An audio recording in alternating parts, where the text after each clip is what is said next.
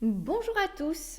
Alors je vous ai préparé ici une petite cracotte à la confiture et vous ne devinerez jamais quel est le moment en fait idéal, l'occasion idéale où c'est absolument ce type de repas qui est le plus indiqué.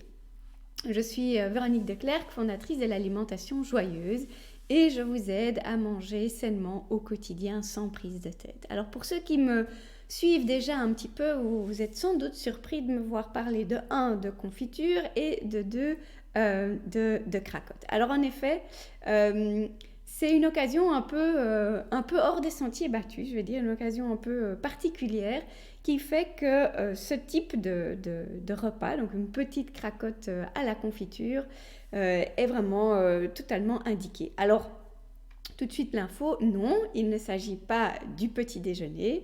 Donc le petit déjeuner, je le préfère protéiné, plus copieux. On commence pas la journée avec du sucré, donc c'est pas ça. C'est pas non plus l'idéal pour un petit encas dans la journée. On se dit, bah voilà, on a envie de quelque chose de sucré, vaut mieux ça qu'autre chose. Non, c'est pas de ça qu'il s'agit non plus. Alors en fait, ce qui se passe, c'est qu'il y a une situation où on a besoin de toutes les caractéristiques de ce repas-là, qui en fait sont des caractéristiques qui dans d'autres circonstances vont pas du tout être aussi indiquées ou au contraire plutôt à éviter. Alors, quelle est justement cette situation? Eh bien, c'est, je vais dire, la convalescence, le côté on récupère un petit peu après une infection digestive, typiquement une gastro. Quand il n'y a plus rien qui rentre et qu'on commence à être un peu affaibli et que voilà, on essaye quand même de reprendre des forces avec l'une ou l'autre chose, la première chose qui a le plus de chances de bien passer, c'est ceci. C'est une petite cracotte toute légère, hyper simple en termes de composition, avec un petit peu de confiture pour le côté vraiment sucré. Alors qu'est-ce qu'on recherche ici? En fait, on recherche quelque chose qui va pas du tout surcharger la digestion. Donc cette cracotte avec un petit peu de confiture, c'est quelque chose qui est hyper facile à digérer. Donc, dans des intestins en compote, ça a vraiment beaucoup de chances de passer sans problème. Euh, et en fait, le côté sucré ici, alors le côté sucré, on l'a de deux façons. La première façon, c'est assez facile à comprendre, c'est la confiture.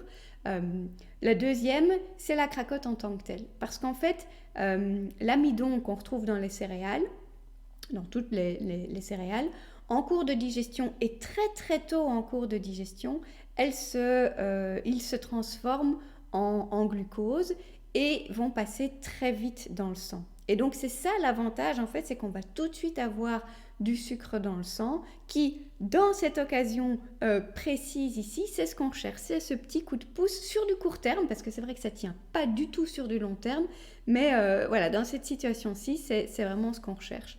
Euh, donc ce côté glucide, le côté sucré qui passe très vite dans le sang, c'est l'avantage de la situation de, on va dire, convalescence, on récupère un peu après une gastro, mais par contre, ça convient beaucoup moins bien aux autres situations, parce que justement, il y a le sucre qui passe tout de suite dans le sang, il y a très peu de fibres dans ce type de repas, et donc il n'y a rien qui retient le sucre de passer dans le sang.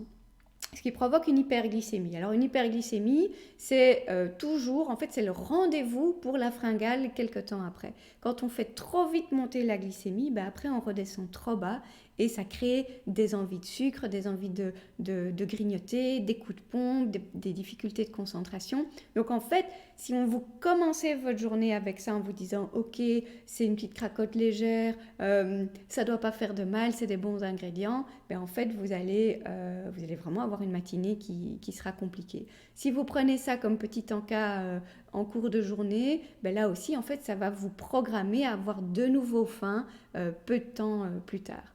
Donc là c'est pas des bonnes situations, mais j'en ai quand même trouvé une. Donc voilà, j'avais envie de la partager avec vous. Alors plus concrètement, ce que vous retrouvez sur sur cette cracotte, c'est ceci. Donc c'est une cracotte de pain des fleurs.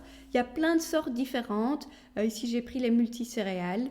La gamme pain des fleurs, c'est une gamme qui est toujours sans gluten et qui est très simple au niveau des ingrédients. Donc ça, c'est l'avantage. Le désavantage, c'est que c'est vraiment très léger et que donc il y a besoin d'une garniture. En termes d'apport nutritionnel, c'est une base qui est correcte, mais qui demande une garniture, on va dire, saine, généreuse, importante. Alors ici, dans ce cas précis, j'ai mis un petit peu de confiture et nous, on a la chance d'avoir des confitures maison faites par ma belle-mère, donc une bonne confiture.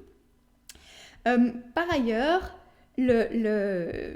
la confiture en tant que telle, alors il y a des meilleures et des moins bonnes, c'est clair que si c'est fait maison, ben, c'est encore mieux, mais il n'y a pas non plus des énormes différences. En soi, c'est toujours des fruits et du sucre, et il n'y a pas grand-chose d'autre.